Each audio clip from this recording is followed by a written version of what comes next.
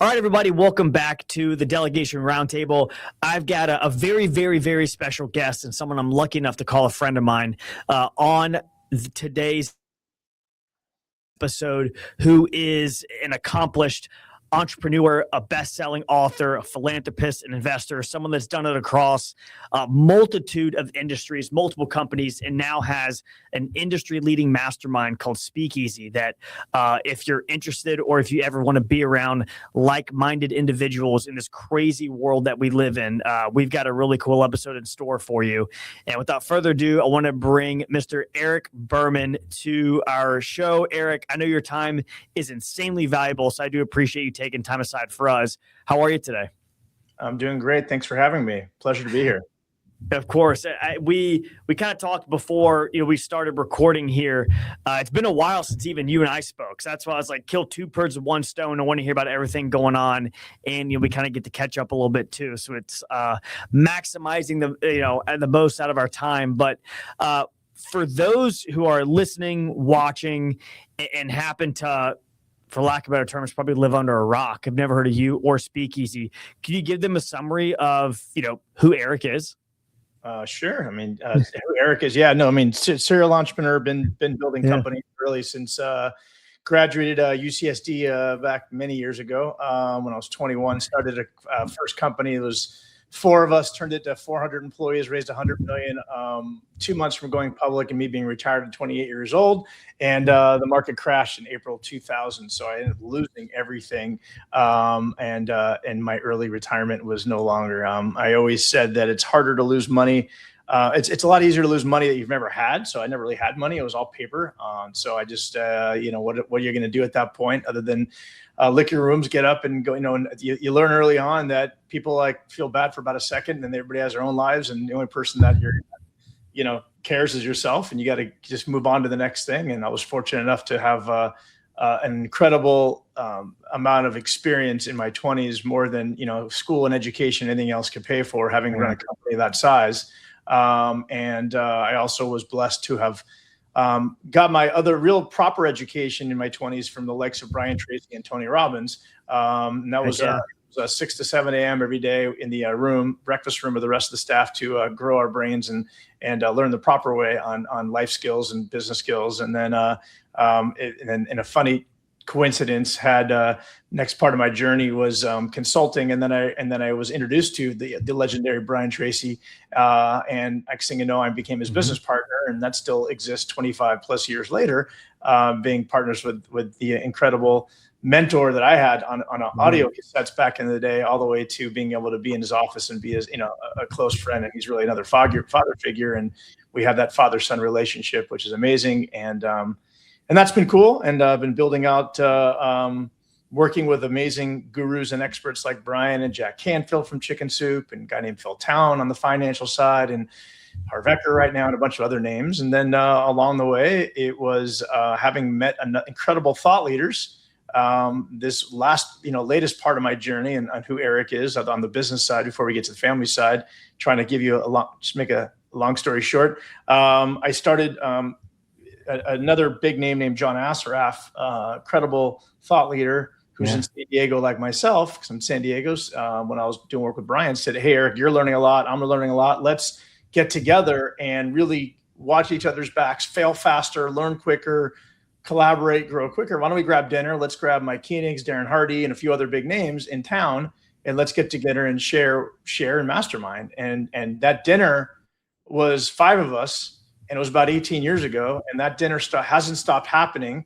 And 5 turned into 7 people, into 10 people, into 20, into 30, and then people started bringing guests. And then the guests would say, "Oh my gosh, that was the best 3-hour dinner mastermind I've ever been a part of. Have you thought about doing this in my city?" And then after hearing that about the 10th time, I realized a few things. One is I became the de facto leader of the said mastermind because of after having learned all the personality tests and the indexes and the Colby and all that I have that interesting entrepreneurial wrangler skill that with the high follow through and the ability to do some other things.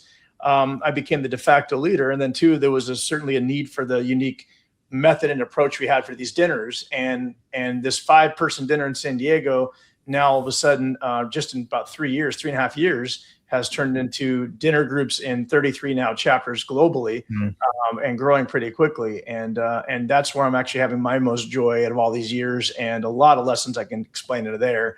Being 54 now, I feel like I'm finally playing in the sandbox I was meant to be playing in, which is building communities, which I've always been doing my whole life. Always been a community builder, but never recognized that as like, this is actually a skill. This is actually a strength. That you can build businesses and bring real value to people through that skill. And now I'm just having a great time doing that. While I still have a little bit of the agency side to have that. This has been growing and, continuing to go down this path. Long answer, but yeah. And then on family side, before I round it out, old dad, took way too long. Have 2 little ones. Got married, I think end of my 40s or before 50. And I started the 2 kids. So 54-year-old dad with a 5 and 3-year-old. So there you go. Yeah, and they're adorable too. I love seeing them smile over Facebook and stuff like that. Yeah. And with Speakeasy, it's 30 plus chapters. It's soon to be 40, I'm sure, by the end of the year, in multiple countries too. You mentioned international, which is something that I don't think any other brand has. Multiple chapters, not only across different states, but different countries. Where with growing that, I guess, gosh, there's so many things, different directions and questions I want to dive into right now. But I'll start with Speakeasy. Growing from San Diego, was there a piece to where it just grew quicker than you ever thought, or did it hit a threshold and a plateau and then really took off? What has doing it from 0 to 30 plus chapters been like? Because I feel like that's a massive feat that was just sort of like, oh yeah, we're 30 plus chapters, multiple countries, no big deal. Or it's like, whoa, that's a huge deal. What was that like? Yeah, well, I think it was never meant to be. When it was San Diego, it was just always, hey, let's meet up, have these dinners, and then people would show up. And back in the day, we were all kind of part of it is how do you keep it valuable enough that people want to keep coming every month, and incentivizing it was just there. But I never really, the switch wasn't turned on to go out to all these other cities. I was always thinking at the time, and you mentioned something earlier that not a lot of, I don't know if anybody else done that. Actually, one of the models is a company that has done this, and that's actually my closest model. I kind of, for those out listening, one of the more popular groups that maybe has been around for a while, has been around for a while that people might have heard, is something called EO, Entrepreneur Organization, or YPO. And in my mind, it was also a global organization of entrepreneurs, and I have been in there as well. But there's a different sauce. Like I was still doing both. Like for about 18 years, I'd be in EO and I'd be in the mastermind dinner. I always felt more value in what we were doing. And I discovered things that I loved about what we were building and what I felt was not there for me personally in the EO model. And I'm sitting there saying, well, if EO is able to go global and do these things, and it's very hard, there is not a lot of companies like you mentioned that actually have this ability to mastermind on a local level globally. It's really difficult to pull it off when we get into that. But, people were paying and continue to pay to be in EO. And I'm like, well, shoot, they've already proven that it can happen. Let me add a different twist to that within Speakeasy, because I know it works. I know people are coming back every month, and people that are doing both are like, I like this better. So that was really what, in my mind, was exciting for me, because it wasn't like there was never a proven model. There was one, but not a lot. And if I can add a different twist and add more value, I feel confident. And then it goes back to my personality. I'm a quick start, a low fact finder, high quick start, high follow through on my Colby, if you will. So I'm just like, okay, I got an idea. Let's just go. We'll figure it out along the way, and just follow up. Let's go. And then just ran some tests, and I just full out sprint. And I think a lot of it was because I was really loving this business and saw it a lot as my future. So, part of my personality is just to go. And then we learned along the way a lot of things, what worked, what didn't work. And now it's kind of like 2 steps forward, 1 step back, 2 steps forward. So we're playing a lot of that game, and it's, I think now we're getting some really good rhythm on finding out what's working a lot more when we set up new cities, and it's just getting there. So now I think it's just a matter of more time and energy, and it'll continue to evolve.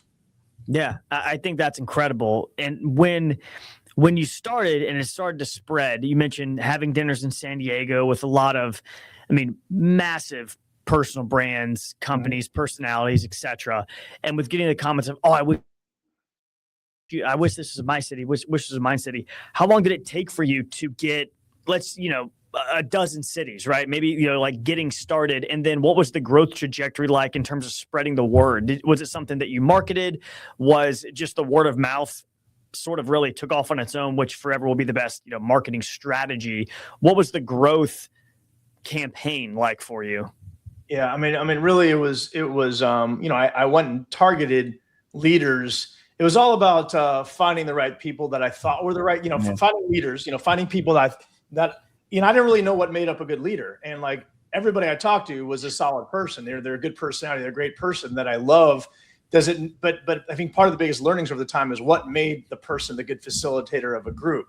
Just because they're an amazing person who's accomplished amazing things doesn't necessarily make them the right leader and facilitator for each city. So really, to answer your question, it was, here's the vision, here's the idea. Being in other masterminds, I was able to find other people that understood the avatar, what we're looking for. And again, our avatar for listeners is what I'd say is the entrepreneur, but I'd say the entrepreneur that's very marketing centric, growth minded. They're like, haven't made hundreds of millions, where they're like so far ahead. They're like, well, I'm just here to tell stories, and I'm not that hungry anymore. So I call it more the hungry. I want to learn. I'm going to put my ego aside. I know I have flaws. I need my own personal board of advisors that's going to tell me the stuff that I don't want to hear normally. That's going to guide me. That's going to, help me from jumping off a cliff, and that I can actually call on to help me when I'm having challenges. And that's special to have. And we're a lot more business tactic conversations than personal.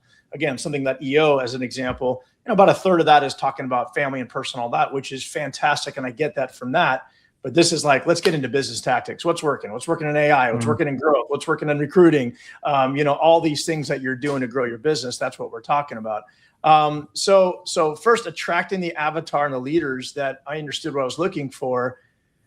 To answer your question, how we grew is just grabbing those people, share the vision, and say, hey, do you want the city? Do you like this idea? And it turned out everybody's like, this sounds cool. Yeah, I'd love to build community. And like the common response I get was, I know a lot of people, but I have to go to other events to meet my friends in this space. Like I'd go to I practically don't see people till I go to Austin for this annual event. And then I get to meet all these people in the industry.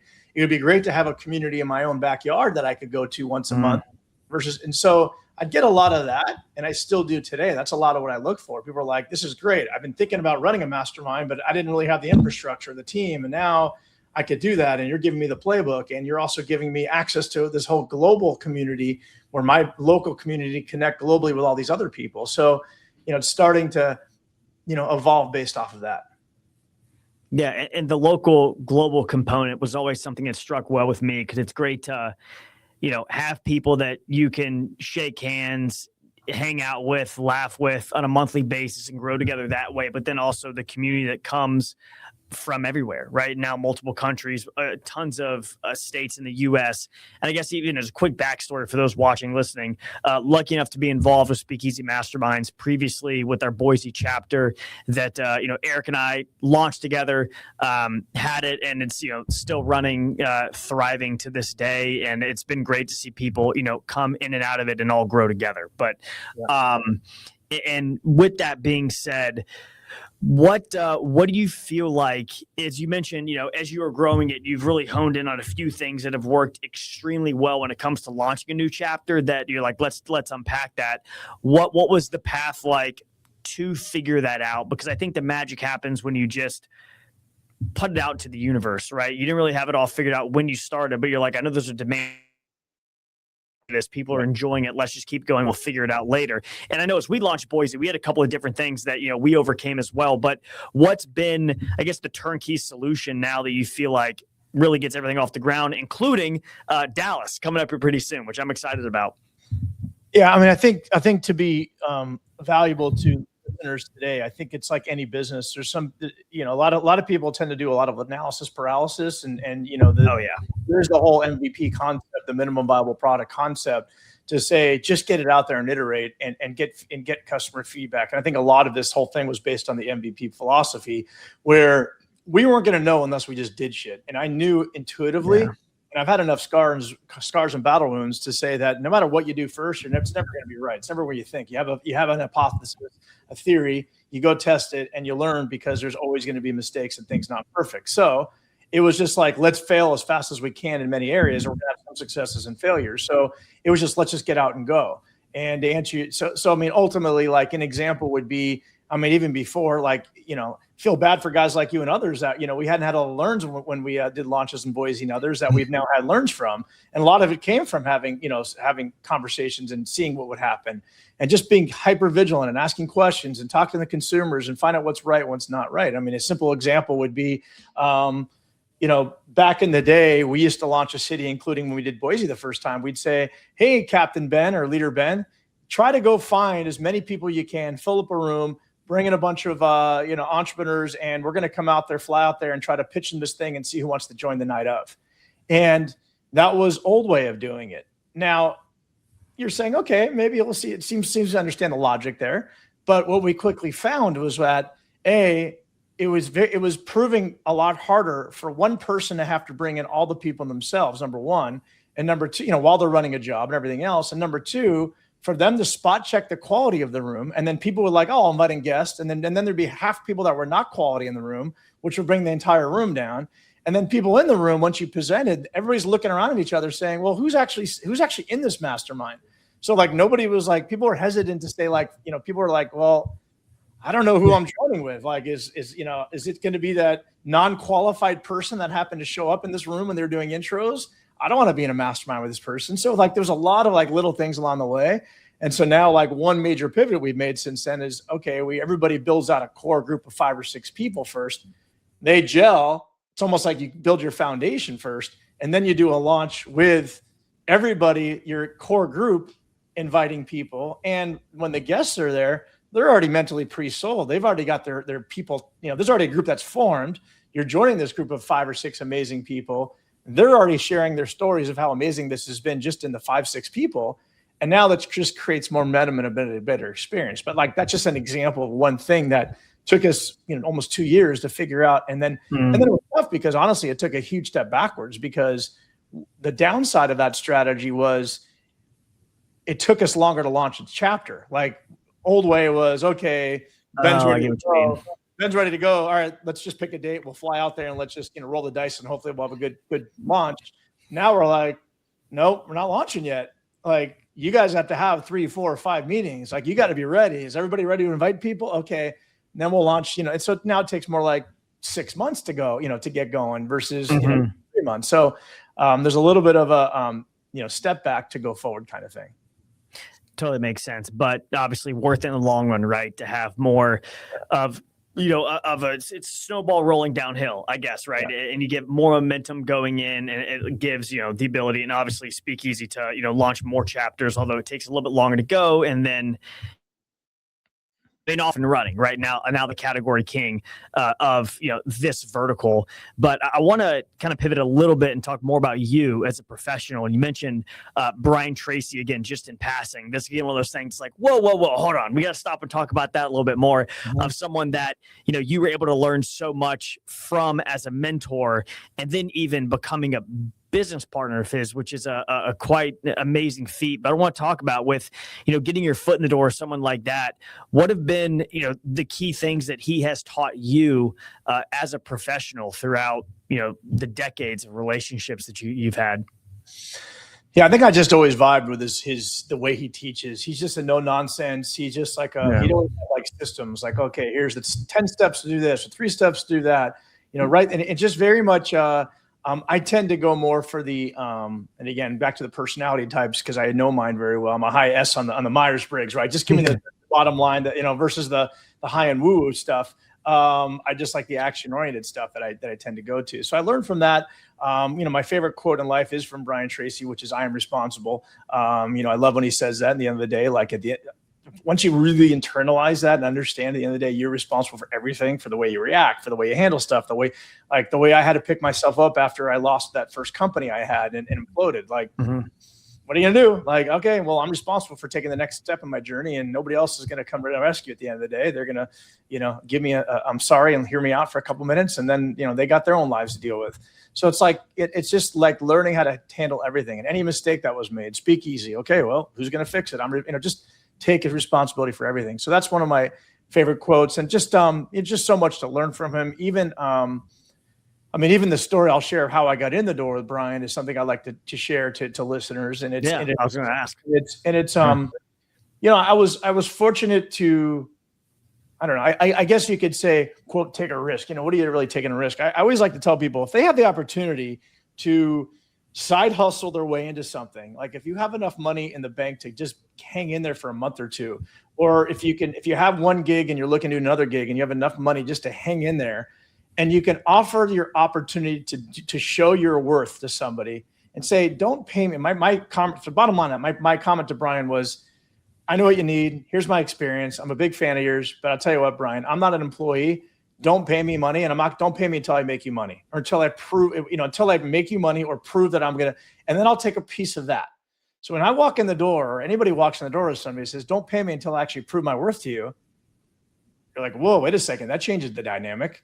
I mean, think about in this day and age of the younger generation who just, has high expectations, and, the entitled group. And this is like the exact opposite. Even now, they came to me and said, hey, let me do the stuff for you and don't pay me until I make you money. Like, now I'm listening. Now my only cost, of course, is time. Okay. So it's still not free. I gotta pay time to educate them and explain them. But if that's minimized, all right, great. Show me what you got. Show me what you got, young buck. Let's see what you got and you're made of. And that got me the foot in the door with Brian, and that allowed me to do other things too. And I continue to offer that up where I can. I always love the concept of saying, if I believe in myself and I think that the person I'm working with has high potential, where it's not going to take me years to go get, build that out, then put sweat equity out there and show what you have. And that's led to great things. And it's led to great things with Brian and even some of my other, projects I have.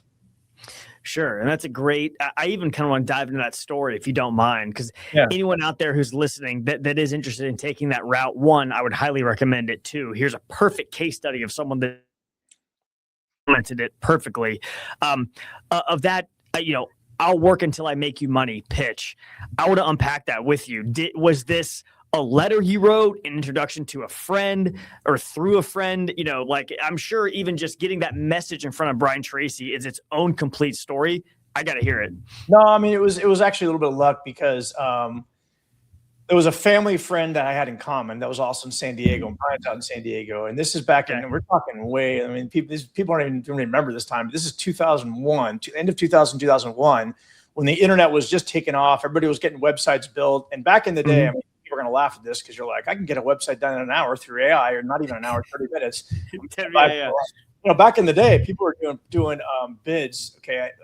Listeners are not going to believe this, but there were bids for a simple website that were like 30, 40 grand to build a basic website. Dude, that's and then Brian had like a 50K quote and wasn't happy with it. And I'm like, Brian, I know what you need. Let me do this and I'll get you a website. So I got an introduction to him where I got to go to see him in person. So it was like, I was all prepared, had a presentation. I studied what he needed. I got the questions asked. I kind of walked into his office shaking, drooled down my chin. My God, this is my mentor. Here I am, like, oh, Brian, but I just came in there and I just kind of, told him what he wanted to hear.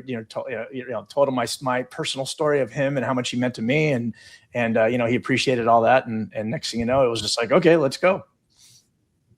And even this question is, I guess, slightly irrelevant. Was this like a website you would have to code in WordPress? Like, how was that even constructed? I don't even think WordPress was there. I think you had to code it. Like back in the day, there was no WordPress. Like these tools were, you got to study history lesson for you, Ben. Back in the day, you were just a little guy then. It was like full coding back then, though, so it wasn't easy. That's wild. Even now, like, just you can spin up so many things now. I had someone actually even reach out to me yesterday. They need some help with some stuff, and I'm like, bro, have you used these tools? Like, it's a lot easier. And they're like, what's that? I'm like, hold on, I'll film you a quick video. Hold on, just kind of giving it to him. And he's like, how do I do it? I'm like, you just tell it what you want to do. I'm like, I don't know how else to explain it, but that is super cool. And even with I forgot. However, there's a book called The Education of Millionaires by Michael Ellsberg that talks about, how do you help someone who has everything, right? Someone, like Brian Tracy or any of that nature, where it's the canvas strategy of you give them a canvas to paint on, or Eben Pagan describes as like a giant fountain where water shoots up at the top and then comes out, where it's your job to keep, helping them push the water up. That's a perfect example of finding some way, shape, or form where a mentor of yours, a hero, etc., would need help. And maybe that's Eric for someone who's listening. But within the 3 core categories, right, that Russell talks about, health, wealth, relationships, somebody needs help in one of the 3, right? No one has all 3 figured out. Sometimes 2 out of the 3, 1 out of the 3, whatever. I mean, no one's life is perfect. And if you have the ability to help them in an area where they are looking for help, I mean, it's kind of shooting fish in the barrel at that point, especially when you know what you're doing, like you did at the time. I talk about that. I talk about that in my book a little bit, in building relationships and all that. I want to get to that. Yeah. So segue us through the process of, someone who is a hero of yours. You now have your foot in the door, building a relationship, providing value. How did that shape into, holy cow, becoming business partners for decades with him? Just coming through on your word and actually delivering, getting out there and making stuff happen and making them happy, making them money. And then just being very, there's so many lessons in dealing with Brian and other clients along the way. I mean, high communication, being transparent. One of the biggest things, again, I talk about in the book too, biggest things that I find most people are lacking. And it took me years to understand it. I get so frustrated is people's, lack of follow through is insane to me on the entrepreneurial side. It's like I think this world has a follow through issue of people saying they're going to do stuff and then having follow. And like that's the other one tip. I'm like, if you just be relentless at your follow through, and when you say you're going to do something, do it. And even if you don't have it done, you follow up and at least note to person, hey, I know I said I had this. I need a couple more days. It's just like, we're so used to just people doing shit when they want to do shit. And it's like that kind of thing allows me to keep my clients longer and keep them happier. And then even when things are not going well, it's just people have a hard time communicating. I don't know what it is in this world now. The follow through, they don't get to shit. They don't communicate when things are bad. Like they wait around and hope the client will. It's like, no, like when stuff was not going great with Brian Tracy, we would be like, hey, Brian, here's the numbers are off this month. We didn't hit our goals. And here's why, and here's what we're doing to fix it. And again, that's just something that people like, it's like, but you get ahead of it. Like don't hide from that bad data. Just show, because it shows you're competent, it shows you care, and you're just communicating. And if you're on the receiving end of that, what are you going to say? You have somebody that works for you, that you care, that's always transparent with you and just comes to you before you even think about it. It shows that they care. Like, hey, I screwed up, by the way. I made this big effing mistake. I have to face it. Great. Here's what I did. Here's why we're going to do it so it never happens again. What am I going to do? What's the client going to say at that point? So it's just like little things along the way to, try to produce. And if not, just be transparent on what's going on everything. Yeah. And totally agree. And it's definitely, I think that, I've done, we could talk about the next 10 hours, all the stuff that I've done wrong in my career. But if there is one I feel like I would pride myself on, is just owning up to like doing something the wrong way, which I have before, and odds are I'm going to do it again. Right. But if you're out in front of it and explain why you think certain things are happening, and then again, what you do to avoid in the future, right? Don't make the same mistakes twice. If that becomes a pattern, there's probably something else at play.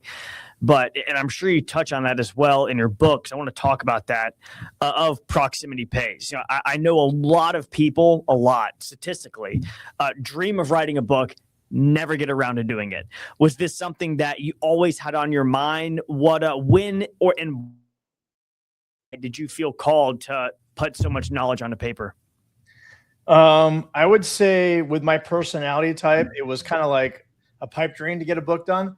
I don't have the patience to sit there, and I'm not the creative guy. Like, so I just thought, right, I was never going to do it. There's no way. Like, and then I didn't really know, like, there's the imposter syndrome. There's the, like, is what I have really of value? Like, you just, it's hard to get through that. So I would say it definitely was not on my radar. What happened was one of my closest friends, Travis Houston out of San Diego, really good friend, very smart guy. Dude.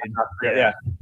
He was doing this book writing workshop, and he is a very, very good systems guy. And essentially it was an AI, not written book, but an AI facilitated, where AI tools and prompts and Claude skills were helping interview you and get the content out of you through a series of questions. And so he's like, Eric, listen, I'm going to hook you up and take care of you. And just do this in exchange for that kind of thing. But they did a 5-day come to Vegas workshop, immerse yourself in a room, and 12 people, and they get everybody's book done. That's like their commitment. You're gonna have your manuscript done by the end of the 5 days. There's some stuff you got to do before and after. And he's like, you got to remember, Eric, this actually is ultimately, he goes, my prediction is this will be your biggest lead gen tool into Speakeasy, because ultimately the book is a book. It's great. It's fine to get out there. But if the book becomes a lead gen into the community and you can run ads to it and all that kind of stuff, this is ultimately what we're doing it for. Plus, having the book is great too. Good for podcast interviews, talking about like we are now. So I'm like, all right, let's do it. I'm never gonna have a chance to do it again. And my good friend is gonna mentor me and walk me through it, because without him, there's no way I would do it. So I did it. They helped me create the framework, and all sorts of exciting stories about being in Vegas and doing this thing and building it out. And had no idea what I would actually gonna be talking about. But again, through them and skills, they help you create your quote content construct, which ultimately is like the recipe for these nonfiction, how educational books, 3 parts, 3 subparts within each part, and then you have this, the before, the after, all the things that help you build out the forwards and this, that, and the other stuff. And so ultimately got it done, got to Amazon bestseller, 3 categories. That was fun, and then and honestly, all that's cool, but the coolest part for me is getting responses from people that actually read it. And it's so funny because these are like your friends are like, and it's like, you never expect, I'm like, I'm probably gonna write it. I'm not gonna hear from anybody. It is what it is. I get it. They're like, Eric just wrote a book. But like, people are like, Eric, I read your book. It's actually really good. Like, it's almost like people are surprised. And I admire that, because I would be surprised too. Like, I didn't like, oh, it's actually really good. I learned some stuff. And I'm getting like random emails from people like, I'd love to talk to you for 30 minutes because it really was profound and it taught me this and this. And it was a book I wish I'd read many years ago. And I'm like, wow, that's where the award comes in. And I think plus for me personally, it was also my mental transition into me really getting to cloud co-work for the first time. So that's a whole other story. Like, it kind of forced me into co-work because I wasn't there yet earlier this year. So it was kind of a double win for me on that aspect. And it's fun putting it together. Yeah, I definitely want to dive into some AI stuff with you, tactics, here in a second. But for those that haven't seen a copy of the book yet, Proximity Pays, the title is a great one, right? And very self-explanatory. If you need help, just Google the word proximity. But what I want to ask you is, I'm sure it's loaded with stories and nuggets in between those covers. But what's your favorite story from the book that you could share to the audience as a teaser? When I say story, I think, let me talk about the framework. So just to give you out, I mean, the 3 parts are, for Proximity Pays, it's finding a room/community and finding a community. Like, what's the right one for you? How do you figure that out? Giving you confidence to go in there and understand the feelings and emotions you're getting from knowing you're in the right room versus knowing you're in the wrong room, because it's a lot of energy, especially for introverts who don't like to get out, who getting surrounded by people is very draining. How do you navigate that situation? Then once you find the right room, how do you build relationships properly? How do you really evolve the most from the rooms that you're in and provide as much value into the rooms properly? And then the last part is really, how do you make the room better and become a leader, which ultimately, when you hit all 3 of these things, find the right room, build relationships in the rooms, and then become a leader within the room, the doors just open up like crazy. So that's kind of the model behind that. Favorite stories within, I think ultimately I just share stories of how I give examples somewhat biased within the book, of Speakeasy, and just using that as an example within, and I've seen people, I've been on calls that within the first meeting, I talked earlier about building your core group within a city. I've been on calls where in the first meeting, I've seen people just break down in tears because like it's been in them. They've been so isolated. And one of the things I talk about in the book, thank you, AI and Travis and others, something that I called the isolation tax, which is something I'm talking a lot about now within the books, is the price we're paying for being alone and not finding the room. How much money are you losing by not being surrounded by the right people in the right rooms in the right community? Yeah. Okay, so that's the cost you're paying. And so like I've seen people literally transform from what really was their isolation tax to saying, oh my God, I have this group. And I call it also like your personal board of advisors. You think of the entrepreneurs, big companies have boards. They have board of advisors, and there's a reason why they have boards. I'm sure the companies you've been in, they have board of advisors. And I know sometimes they're a pain in the butt for that, but they're there to be a sounding board, to depending on your board advisors, board of directors, I should say. Yeah. There's also a board of advisors, which ultimately I should reframe that. Board of directors sometimes can be a pain in the butt and all that, because in theory, you're kind of working for the board. Board of advisors is something I've always seen be positive. These are people that you're actually bringing in with intent to advise you, and they have incentive to advise you. So when you could create this personal board of advisors through communities and through the right groups, and what we really do in Speakeasy, it's like, wow, I have people around me that truly give a crap. If I find the right people that are going to tell me where I'm full of shit, they're going to look at my blind spots, that are going to be there if I have questions, and truly listen and give me feedback, and actually pick up the phone, make calls, talk to me. And you don't get that normally if you think about that as an entrepreneur, unless you go find it. Meaning, who are you going to talk to? Your significant other, who probably, unless they're really involved in the business, but even if they are involved in the business, that might be a whole other problem, because you might have an issue with them and you don't know who else to talk to, because you're not, if you don't listen to them, they're going to be upset. And then you have your staff. Sometimes that's cool. You do have some people on your team, but maybe you have issues about some people on your team, or maybe they have blind spots because they're like afraid to tell you. A lot of time people have employees, but they haven't properly changed their employees how to really tell their peace of mind, because they're afraid that you're the boss. They don't want to offend you. So you have a lot of situations like, okay, who can I surround myself with that really is not afraid to tell me, they're full of shit? And that's a story I learned years ago. My first company, that first one I built, is that I remember it was one of the greatest lessons I got from the original founder. Is he used to have $100 bills to the young 20 some odd year olds in the company, and said, okay, first person to challenge me and tell me I'm full of shit, $100. And he would train the employees not to be afraid to tell the leader that he's full of shit. I love that. It was so cool to do that, because they're like, what? Like, you're reprogramming the mind. And that's a cool concept. So again, I'm sort of going all over the place, but that's perfect. Story, yeah. I like that a lot. Avi, I've been on both sides, right? Good cultures and bad cultures, where, in fact, when it is, I think you probably just phrased it the right way, of when no one's afraid to challenge the leader. And that's not in a threatening way. It's just, if no one's afraid to speak up, that actually in turn creates the most health in a culture, because nothing is ever swept under the rug. Everything is rising to the surface. And if anyone is a bad fit, a lot quicker, and it starts to, really, or they sort of weed themselves out naturally because they don't feel like they, fit in. And it's a lot of, like gravity that kind of takes its place. Whereas in the opposite end, when no one speaks up, everyone's afraid to raise their hand. No one wants to, seem dumb or anything of that nature. That's where progress doesn't happen. That's where there are the graveyard of the bodies, because no one really actually ever did anything, So it's like, I've seen both. I've been fortunate enough to see both ends. And I appreciate you sharing that with us. That's really cool. And yeah, anyone who hasn't yet, is on Amazon. Amazon, and then proximitypays.com eventually is about to be done. Heck yeah. Get there. And then there's a workbook that gets attached to it. You'll see a fun workbook that was built out. But yeah, definitely check it out. Yeah.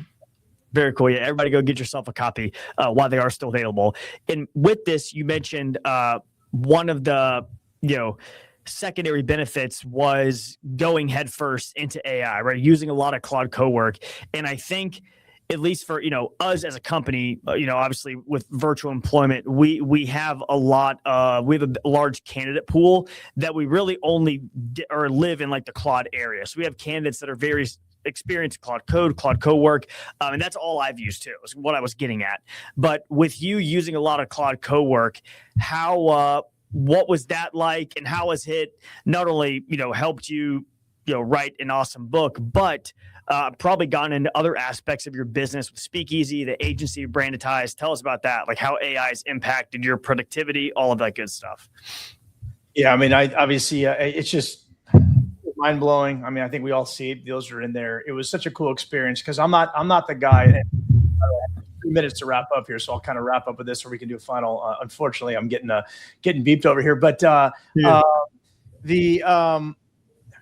think for the entrepreneurs who are less of the integrators, that are more the visionaries, it's really exciting, because we typically have an idea and you sort of delegate. And I'm not allowed to put my hands on the steering wheel, like inside High Level or ClickFunnels, or about like, I would never go in there to build stuff. But now I have the amazing thing to say, here's an idea, let me do it, and out comes amazing input. So I think there was two sides. One is it allows me to do things I'd never been able to do before. And so as an entrepreneur, really, really exciting to go out and say, I don't need anybody. I could just do, or I could do stuff in theory without having anybody by just doing this, this, and this. If I'm really stuck, it feels more powerful. Number one. And number two, it also allowed me to see what my team needs to be able to do. And it showed me like, well, if they're not doing these things, then they're behind and we're behind. So it kind of like just getting there and playing with it and understanding the mechanism and all the things it can accomplish is just a double win in those aspects. And that's what I found when I went through everything. Dude, super cool. And yeah, I know you mentioned we're up at our time here. For those that are listening and watching, where they're at right now, where can we send them? Where do we want them to go learn more about you? They could go to my LinkedIn. I'd say LinkedIn is probably best right now. I'm about to rebuild LinkedIn, and then it's just Eric Berman / Eric Berman. And then, of course, Speakeasy Mastermind. But everything's kind of linked off of that. Yeah, and not to overwhelm, eventually the book, ericberman.com is going to be the book. But yeah, just search Eric Berman, Speakeasy, and you can find all sorts of fun things. I love it, man. Well, yeah, I appreciate your insight, bringing this to us today, and we'll talk soon. You're awesome, man. Yeah, thanks for the time. Thanks for having me, and look forward to round 2.